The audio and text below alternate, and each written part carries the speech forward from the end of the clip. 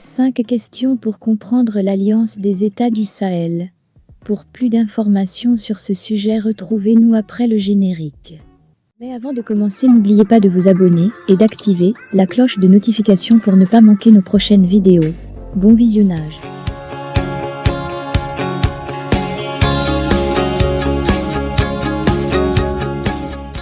Le Burkina Faso a signé, avec le Mali et le Niger, l'acte de naissance d'une nouvelle organisation sous-régionale, l'Alliance des États du Sahel.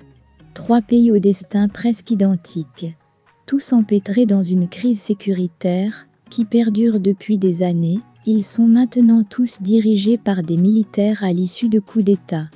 À travers 5 questions, Paul Oumarou Koalaga, expert sécurité / défense et directeur exécutif de l'Institut de stratégie et de relations internationales, ISRI, décrypte les enjeux de cette nouvelle organisation, ses chances de réussite et sa particularité d'avec d'autres initiatives aux mêmes objectifs, mais qui n'ont pas fait long feu au Sahel. Studio Yafa, le Mali, Burkina et le Niger décident de mutualiser leurs efforts dans le domaine sécuritaire à travers l'Alliance des États du Sahel signée le 16 septembre. À quoi peut-on s'attendre avec cette nouvelle organisation ? Paul Oumarou Koalaga, en se référant à la vision et au contenu de la charte, on peut tout de suite déduire que nous avons affaire à un instrument de sécurité collective embryonnaire qui se met en place avec ces 3 États. On imagine également qu'en choisissant le nom Alliance des États du Sahel, ces 3 États au départ s'attendent en termes de prospective à ce que d'autres États, qui se trouvent dans l'espace du Grand Sahel, puissent également intégrer cette alliance dans le futur. L'objectif est clairement décliné, car il s'agira ensemble de mutualiser les efforts dans un élan de solidarité, avec une vision politique affichée, qui permettrait à ces 3 États de s'engager ensemble, de s'assister, afin de pouvoir lutter effacement contre le terrorisme, la criminalité transfrontalière qui constitue les grands phénomènes de cet espace. On sait également que ces 3 États présentent plus de vulnérabilité au niveau sécuritaire que les autres États dans cet espace du Grand Sahel africain. Après, au-delà, on peut aussi voir que l'ambition des États de là, c'est de lutter contre les menaces extérieures. Si on met tout cela dans le contexte actuel, on comprend qu'à court terme, il s'agira d'utiliser cette organisation comme un instrument de dissuasion et de prévention par rapport à la menace d'intervention de la CEDEAO dans un pays membre de l'Alliance, notamment le Niger.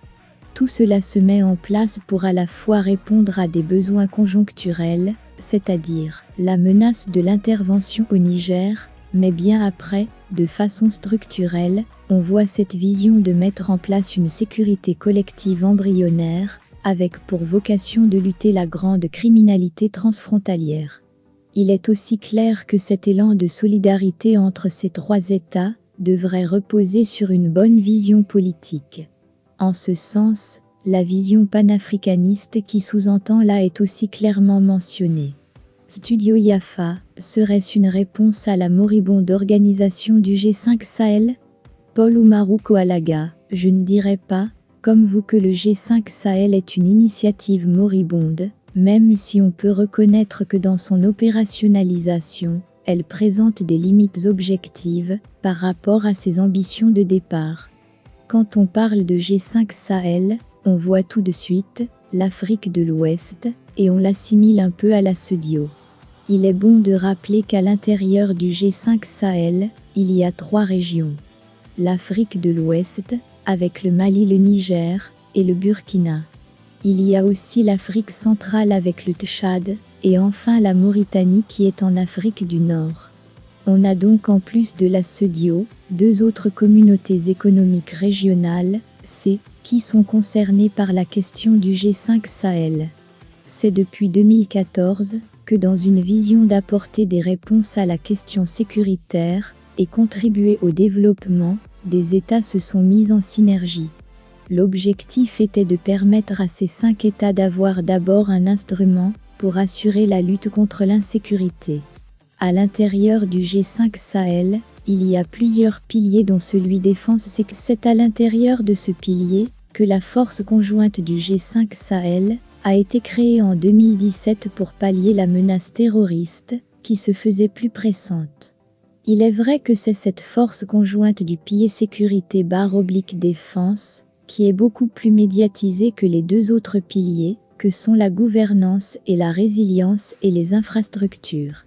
La prévention de la radicalisation et l'extrémisme violent, avec un focus sur les jeunes et les femmes, fait également partie du volet résilience. Elle a par moments présenté des difficultés dans sa mise en œuvre à cause des problèmes de financement. Pour faire un parallèle entre là et le G5 Sahel, je dirais que c'est peut-être une réponse et un format plus réduit de mise en œuvre entre ces trois États du pilier sécurité-défense. Ces trois États souhaitent certainement avoir plus d'autonomie et s'approprier cette sécurité collective au niveau de l'espace des trois frontières d'abord. Ce qu'il faut rappeler aussi, c'est que jusqu'à présent, c'est le Mali qui avait des difficultés avec l'un des partenaires qui s'est retiré du G5 Sahel et de sa force conjointe. Mais le Burkina, le Niger, le Tchad et la Mauritanie continuent avec l'initiative. Pour vous donner un exemple que ça continue de fonctionner, le Burkina a pris le commandement de la force conjointe du G5 Sahel au cours du mois d'août passé. C'est bon de voir qu'au-delà de l'aspect sécuritaire et de défense qui est beaucoup médiatisé, le G5 Sahel a vocation de toucher d'autres secteurs. Malheureusement, les difficultés de financement ont mis en berne les projets. Par ailleurs, le Burkina occupe le poste de secrétariat exécutif et à Ouagadougou, il y a le Centre sahélien d'analyse des menaces et d'alerte précoce, CSAMAP, et qui n'est pas assez médiatisé. Studio Yafa, comment là pourrait réussir là où d'autres organisations, comme le G5 Sahel, le Conseil de l'Entente, et bien d'autres ont échoué? Paul Oumarou Koalaga, les trois États sont dans une situation particulière et partagent un certain nombre de réalités. Ils sont dirigés par des militaires, et bien entendu il y a une certaine proximité entre eux. Il est plus facile entre eux de communiquer, c'est un côté avantageux de mettre ensemble un certain nombre d'éléments, avec une vision acceptable pour tous. C'est un avantage par rapport aux autres initiatives. Autre point fort, à l'annonce de la création de l'A, il y a une sorte d'engouement de la part des populations qui soutiennent. Cela n'est pas le cas avec le G5 Sahel ou les autres initiatives, comme le Conseil de l'Entente qui sont presque méconnues. Ici, à la différence des autres initiatives, il y a cette solidarité et on pourrait imaginer qu'en termes de financement, si on sollicite la contribution des populations, cela faciliterait certaines choses. Le G5 Sahel par exemple était à un moment décrié parce qu'on soupçonnait un partenaire extérieur, notamment la France, d'avoir une grande influence sur cette initiative. C'était un handicap. Cette fois-ci, c'est gagné à ce niveau. Après, il faudra faire preuve de solidarité affirmée pour avoir un instrument durable, sinon quand les visions vont diverger, les options et les postures vont changer, ça peut être aussi source d'obstacles. Les trois États sont conscients de cette situation pour rester dans la vision qui va survivre aux personnalités qui les ont. Cela, pour que demain même, si on a des dirigeants civils, ils puissent s'approprier cet outil fortement militaire pour assurer souverainement la sécurité de leur pays eux-mêmes. Il faut un leadership affirmé de ces dirigeants dès le départ, et après des partenaires pourraient accompagner l'initiative. Il faut se financer d'abord, et les partenaires viendront compléter les demandes de financement. Studio Yafa, justement, la particularité des trois pays, c'est qu'ils sont tous dirigés par des militaires arrivés au pouvoir par coup d'État. Là pourrait-elle survivre à ces présidents de transition? Paul Oumarou Koalaga, de toute évidence quand on crée une initiative pareille, on a le contexte du moment qui facilite, mais il ne faut pas oublier que cette initiative est la concrétisation de la vision qui avait été plus ou moins conçue par les anciens dirigeants notamment depuis 2017. Notamment au sein de l'autorité du Liptako Gourma, ALG, dont sont membres les trois États. Les dirigeants à l'époque avaient prévu de coupler à la vocation du Liptako Gurma, qui est axé sur le développement au contexte sécuritaire de la région, avec une perspective de mettre sur pied la force multinationale contre l'insécurité dans l'espace du Liptako Gurma, et la tire son fondement de cette première tentative. Ces pays partagent les mêmes frontières, mais aussi ont des vulnérabilités sur la porosité des frontières. Il faut aussi la dynamique de traquer les terroristes. Ces pays étaient confrontés au droit de porosité, qui limitait les armées à 100 km à la ronde.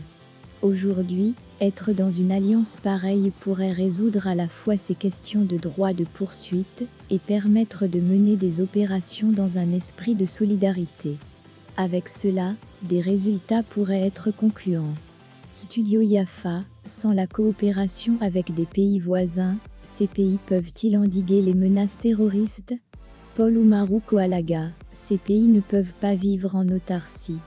Ils seront obligés de composer avec d'autres États. Pour le moment, les pays voisins du littoral, notamment la Côte d'Ivoire, le Bénin, le Togo, le Ghana, vont regarder la direction et les objectifs de cette initiative. N'oublions pas qu'il avait la naissance de l'initiative d'Accra avec le Burkina. S'il a engrange des résultats, il n'y a pas de raison qu'après, lorsque la méfiance va passer, les autres ne collaborent pas. Il n'y a jamais d'initiative de trop. Ça peut être une initiative qui vienne compléter celle existante. Passé donc le temps de la méfiance, il est important de penser à voir comment les autres États, même s'ils ne sont pas membres, pourraient être des partenaires privilégiés. Quelle que soit la volonté politique, les ambitions, on ne peut pas répondre à ce type de menace transnationale tout seul sans la contribution des États voisins.